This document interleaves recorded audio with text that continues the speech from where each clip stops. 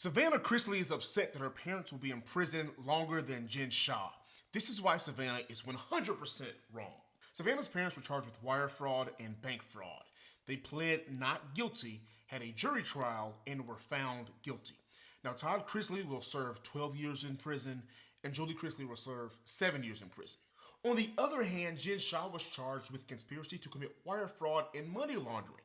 Jen Shah initially pled not guilty, but 1 week before her trial was supposed to begin, Jen Shah pled guilty. She was sentenced to 6.5 years in prison. Now, Savannah thinks her parents should have gotten less time than Jen Shah because Jen Shah's victims were older people, and Savannah's parents only defrauded some banks. Respectfully, that's not the important difference here.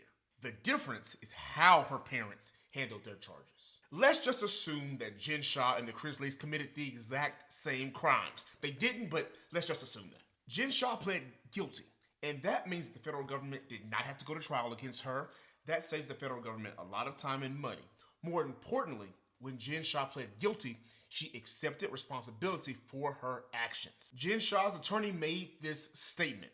Jen has faith in our justice system, and she understands that anyone who breaks the law will be punished, and she accepts this sentence as just. But Todd and Julie Chrisley never took responsibility for their actions. In fact, they are still appealing their convictions. Remember, they lost in a criminal trial, and Jen never had to go to trial. One thing you should remember is that the federal prosecutors actually asked the judge to sentence Todd Chrisley to at least 17 years in prison, and Julie Chrisley to at least 10. So, honestly, getting off with 12 and 7 is pretty good.